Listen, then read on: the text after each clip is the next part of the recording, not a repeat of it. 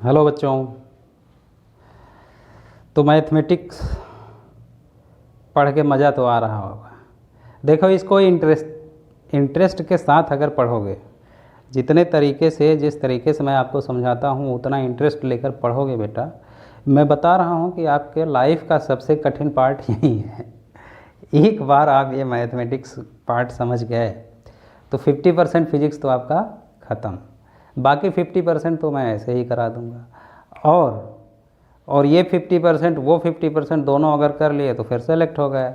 एक बार medical college में गए, ये पहन के आ गए तो फिर फिजिक्स को देखने की ज़रूरत नहीं है, बस उसी दिन से फिजिक्स को मारो लात।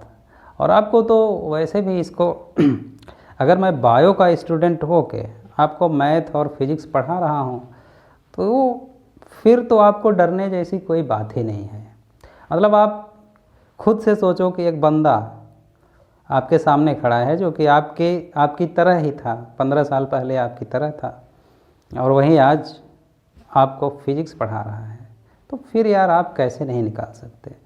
It's not very tough, you can do it. Okay, ठीक है बच्चों, मैंने बताया था ये मैथमेटिक्स का मेरा लास्ट वीडियो होगा, और यहाँ पे जो बची खुची चीज़ें हैं वो मैं आपको कवर कर देता हूँ।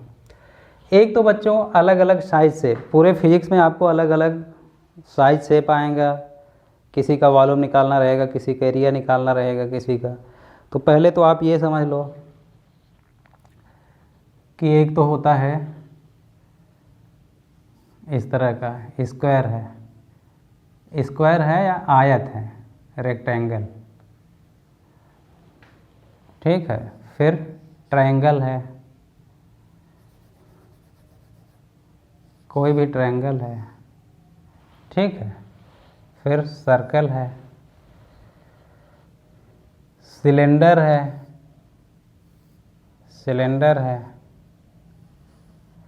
स्फेयर है, सॉलिड स्फेयर, जैसे क्रिकेट का बॉल हुआ वो स्फेयर है, और कोन है। ये क्या है? कोन, ठीक है। और क्यूब है, क्यूब। तो इसका एरिया अगर कोई देखे तो एरिया क्या होगा इसका? एरिया मान लो ये ए है, ये बी है, तो क्या हो जाएगा? A B. इसका कोई बोले एरिया, ये ए है, ये बी है, ये सी है। तो एरिया के लिए बेटा अगर ये परपेंडिकुलर आप निकाल लिए, ये अगर x निकाल लिए तब तो एरिया क्या हो जाएगा? एरिया क्या हो जाएगा? हाफ x इंटू सी। और अगर ये x नहीं निकाल पाए तो क्या होगा? अच्छा, इसका पेरीमीटर मतलब चारों तरफ का, जिसको परिमाप बोलते हैं, वो क्या होगा? p क्या होगा इसका? 2a plus 2b। यही तो, ये दो बार ये दोनों। फिर पेरीमीटर क्या हो गया? पेरीमीटर तो a प्लस बी प्लस सी हो गया। रिंग है, ये क्या है? रिंग है, तो एरिया क्या हो गया? Area pi R square. इसका रेडियस अगर r है तो पेरीमीटर क्या हो गया? 2 पाई आर। पेरीमीटर मतलब इसके चारों ओर की लंबाई। सिलेंडर है तो इसका सरफेस एरिया होता है, सरफेस एरिया क्या हुआ? पाई आर स्क्वायर इंटू एल ये लेंथ है, ये रेडियस है r, ठीक है। तो इसका सरफेस मतलब आउटर वाला। ये स्फेयर है, तो क्या हो जाएगा बेटा? स्फेयर का सरफेस एरिया, एक तो सरफेस एरिया क्या होता है? 4 पाई आर स्क्वायर। और वॉल्यूम अगर कोई पूछे, वॉल्यूम क्या होता है? तो 4/3 पाई आर क्यूब। कोन है, कोन का वॉल्यूम क्या होगा? Volume 3/4 pi R square H. 3/4 नहीं, sorry, 1/3 pi R square H. ये है इसका रेडियस और एच क्या है, इसकी हाइट है। एच क्या है, इसकी हाइट है। ठीक है, पाई आर स्क्वायर एच। और क्यूब बचा, तो क्यूब है बेटा, तो क्यूब में तो वॉल्यूम उसका हो जाता है, अगर ए है तो ए क्यूब वॉल्यूम हो गया।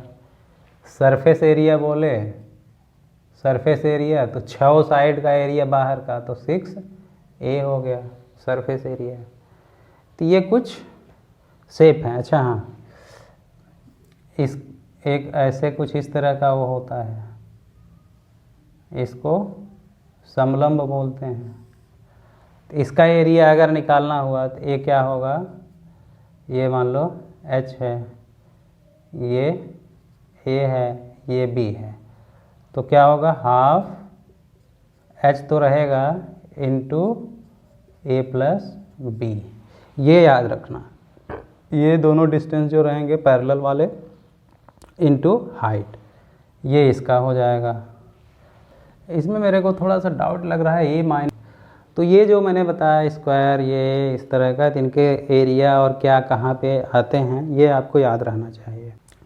कुछ रिलेशन होते हैं, ये सब आप पहले पढ़ चुके हैं। ए प्लस बी का होल स्क्वायर क्या होता है बेटा, A square plus B square plus 2ab। ठीक है, इसी तरह ए माइनस बी का होल स्क्वायर, तो ये भी ऐसे रहेगा, माइनस 2ab हो जाएगा। ठीक है, ए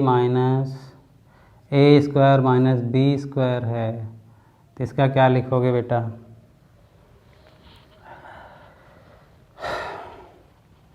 इसका एक में a प्लस बी हो जाएगा और एक में a माइनस बी।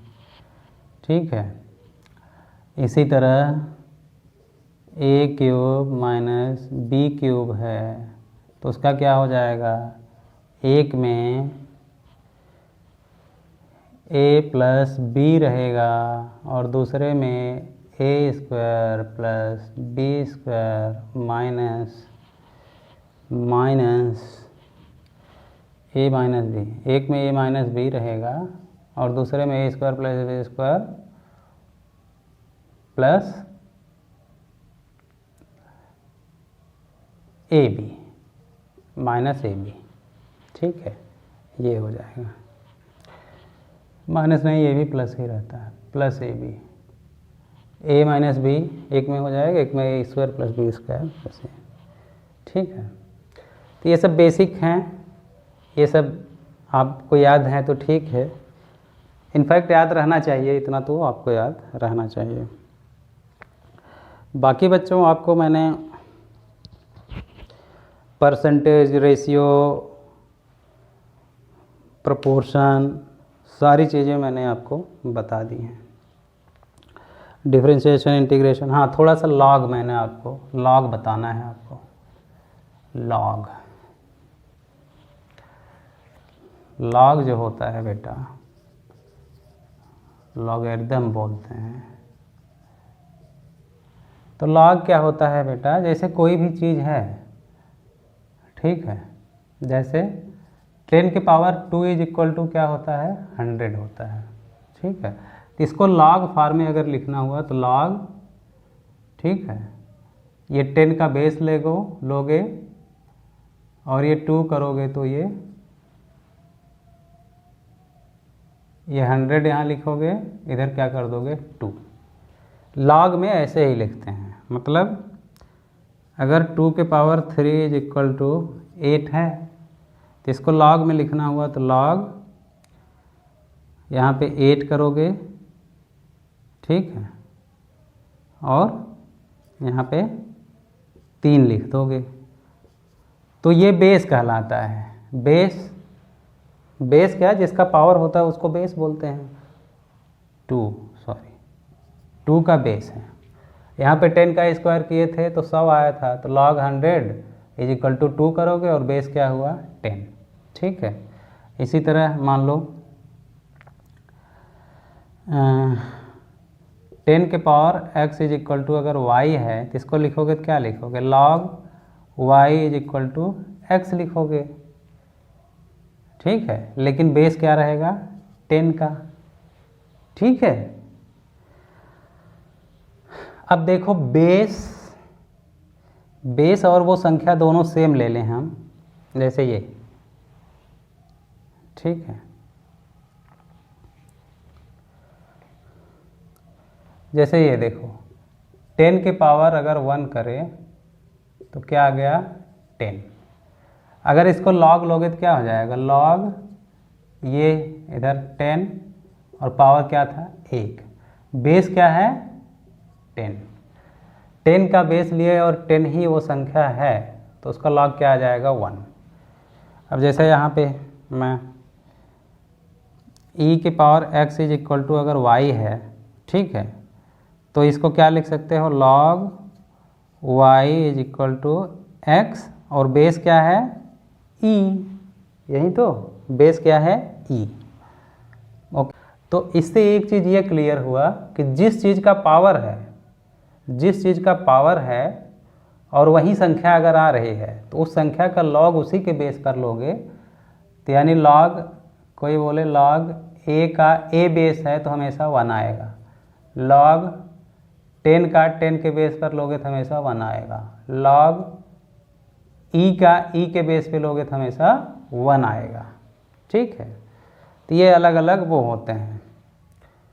अब जैसे 2 के पावर 1 इज इक्वल टू 2, तो इसको क्या लिखोगे, log इधर 2 इधर 1 और बेस क्या था 2। इसी तरह e के पावर 1 करोगे तो e ही आएगा, तो इसको क्या लिखोगे, log e is equal to 1, base क्या था e।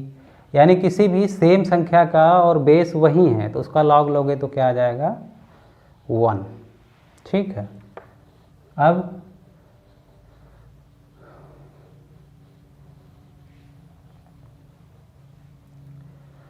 log, जैसे कोई बोले 10 के पावर 3, ठीक है, तो इसको जब log लेते हैं तो पावर क्या हो जाता है, log अगर लेंगे, मान लो y इज इक्वल टू 10 के पावर 3, ठीक है, तो log अगर लेना शुरू करोगे तो 3 क्या आ जाएगा इधर log 10, ठीक है, 3 log 10, ये log y is equal to हो जाएगा, दोनों साइड log लोगे तो क्या हो जाएगा 3 log 10। ओके, तो log में ये रहता है कि जो भी पावर वाली चीज़ है वो आ जाएंगे log के बाहर, बाकी संख्या का log ले लोगे। बेस जो भी रहे, तो जब बेस e रहता है, बेस e की वैल्यू बेटा कुछ होता है 2.71 इस तरह का, तो इसकी वैल्यू को उसको नेचुरल बोलते हैं, नेचुरल log, यानी कि ln भी बोलते हैं। तो यानी log e मान लो 6 है तो उसको क्या लिख सकते हो, ln 6, ln का मतलब ही हो गया बेस क्या होगा e होगा। अब log वाली संख्या है बेटा, मान लो y is equal to a plus B, ठीक है, a plus B, a into B. तो इनको अगर log लेना हुआ तो log अगर दोनों साइड लोगे तो इधर log y लिखोगे इज इक्वल टू क्या होगा log a plus log b, ठीक है। मल्टीप्लिकेशन में क्या हो जाता है, log का ऐड हो जाता है। अगर y is equal to a by B है तो इसको लिखोगे log y is equal to log a by log b, ठीक है, ये हो गया। यानी एक तरह से क्या लिख सकते हो, log a बाई b, ठीक। और कोई भी चीज़ नीचे से a बाई बी, अगर इसको चाहो अगर तो एक माइनस अगर लगा दोगे माइनस, तो log b बाई a हो जाएगा। log b बाई a हो जाएगा, ठीक है, log b बाई a हो जाएगा, उलट जाएगा, क्योंकि ये अगर एक तरह से एक तरह से पावर 1 है, ठीक है। अगर इसको हम पावर इसको नीचे कर दें 1 बाई बी करोगे, a बाई बी, तो यहाँ पे -1 हो जाएगा। -1 का मतलब b बाई a, ओके। और इसका log लोगे तो क्या हो जाएगा, log, और इसका -1, पावर log में पावर इधर आ जाता है, ठीक है। तो ये क्या हो जाएगा 1 by log a minus A B, जो कि हो जाएगा -log b बाई a, ठीक है। तो अगर a बाई बी है तो ऐसे लिखोगे, अगर उल्टा करना है तो माइनस लगा दोगे। और log का उल्टा एंटी लॉग होता है, एंटी लॉग मतलब उसका उल्टा हुआ। अब log 100 इज इक्वल टू 2 है, तो एंटी लॉग लोगे, ठीक है, एंटी लॉग लोगे तो क्या आ जाएगा 10 के पावर 2, एंटी लॉग ले लोगे तो 10 के पावर 2। तो ये एक तरह से रिवर्स है, उल्टा बताता है। लॉग को फिर से संख्या में कन्वर्ट कर देगा, और संख्या को अगर लॉग में कन्वर्ट करना है तो रूल क्या है लॉग का, एक तो बेस वाला कॉन्सेप्ट आपको समझ आ गया कि सिमिलर बेस है तो हमेशा 1 आएगा, बेस अलग अलग है तो पावर को बराबर में लिखते हैं, और वो संख्या जो आती है उसको लॉग के साथ लिखते हैं। और इस तरह का है तो मल्टीप्लिकेशन और डिवीजन में बेसिकली ये हो जाता है लॉग। लॉग के बारे में और भी चीज़ें हैं, बट उतना ज़रूरत नहीं है, क्योंकि आपके फिजिक्स में कुछ गिने चुने क्वेश्चन आते हैं रेडियो एक्टिविटी में, या कुछ अल्टरनेटिंग करंट, या 1-2 जगह, तो उस तरह के जो उस लेवल के क्वेश्चन आए हैं, उस लेवल का मैंने 1-2 एग्जाम्पल पहले भी मैंने आपको बता दिया है, और आगे भी जो होंगे इतने से हो जाएंगे। तो बच्चों इसी के साथ आई थिंक मैथ आपका कंप्लीट हो जाता है, मैथ आपका कंप्लीट हो जाता है। कुछ चीज़ें अगर मैथ की बचती हैं, ठीक है, तो वो मैं कोशिश करूँगा कि आपका बीच बीच में जो आएगा, जब फिजिक्स प्रॉपर पढ़ाने लगेंगे, उसमें जो भी क्वेश्चन आएंगे उससे रिलेटेड जो यहाँ पे कवर्ड नहीं है तो उसको हम कवर कर लेंगे, वहाँ पे 2 मिनट में बस समझा के कवर कर लेंगे।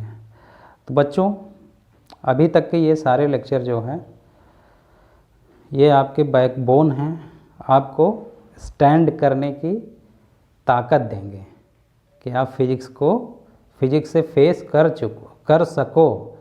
ये फेस करने के लिए, फिजिक्स से लड़ने के लिए इतना ज़रूरी है, इतनी तैयारी। ठीक है बच्चों, नेक्स्ट वीडियो में हम शुरू करेंगे फिजिक्स में भी जो शुरू के चैप्टर हैं, यूनिट, डायमेंशन, वेक्टर, ये सब बहुत इम्पॉर्टेंट है, बहुत, क्योंकि वहीं हर जगह यूज होते रहेंगे घुमा फिरा के, तो उसको हम कवर करेंगे बच्चों। ठीक है, स्टडी पे फोकस करिए, टारगेट पे फोकस रहिए, पढ़ाई करिए। कोई भी क्वेरी हो, कोई भी डाउट हो, कमेंट करिए या मुझे मेल करिए, जैसे भी, और हम उसको सॉल्व करेंगे फिर से आपके प्रॉब्लम को।